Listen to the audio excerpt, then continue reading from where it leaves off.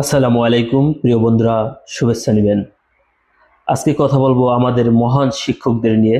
যদিও কিছু সময় শিক্ষকতা পেশায় আমিও জড়িত ছিলাম, এই পেশায় ভিন্ন রকম একটা ভালো লাগা কাজ করে। কারণ কচিকাঁচা ছাত্রদের মাঝে নিজের মতাদর্শ চাপিয়ে দেওয়া যায় এবং আমার মতাদর্শকেই প্রতিষ্ঠিত করা যায়। এই শিক্ষকরা সৎভাবে জীবনযাপন করেন, এটা সর্বমহলে প্রশংসিত। কিন্তু আসলে কি সকল শিক্ষকরা সৎ, নৈতিকভাবে সৎ?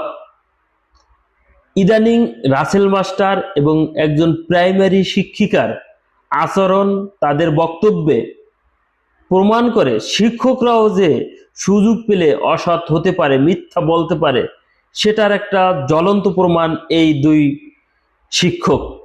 এই রাসেল মাস্টার, যিনি সিলেটে বাড়ি, এই চাপাবাজ, তিনি বলেছেন পাঙ্গাস মাছ খাওয়ান, ইলিশ মাছ বলে তার ছেলেকে, তার বাবাকে চিকিৎসার টাকা দিতে পারেন না, ভরণ পোষণ দিতে পারেন না, ইত্যাদি ইত্যাদি।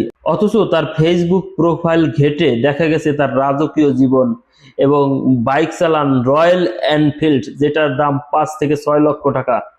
বাংলাদেশের মধ্যবিত্তদের যেটা স্বপ্ন থাকে।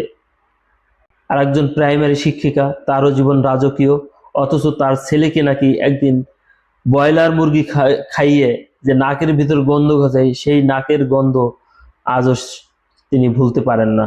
এখন আসলে তার যে লাইফ স্টাইল, তাতে হঠাৎ একদিন ব্রয়লার মুরগি খেলে এই অবস্থা হতেই পারে, কারণ তারা তো বরাবরই দেশি মুরগি খেয়ে অভ্যস্ত।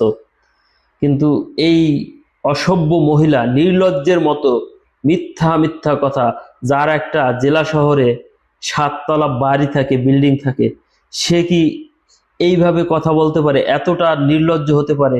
শিক্ষকতার মতো একটা মহান পেশায় থেকে এটা কল্পনা করা যায় না। তারাই প্রমাণ করলেন আমাদের শিক্ষকরা সুযোগ পেলে যে অসৎ হতে পারে, সেটার একটা জ্বলন্ত উদাহরণ রেখে গেলেন এই দুই চাপাবাজ। এই শিক্ষকরাই কিন্তু ফর্ম ফিল আপের সময় অতিরিক্ত টাকা আদায়ের জন্য ছাত্রদেরকে ইচ্ছা করে ফেল করিয়ে দেয়, নিজেদের কাছে প্রাইভেট না পড়লে সাবজেক্টে ফেল করিয়ে দেয়। এই শিক্ষকরাই কিন্তু করেন। এখন এদেরকে আমরা নৈতিকভাবে সৎ কিভাবে বলি?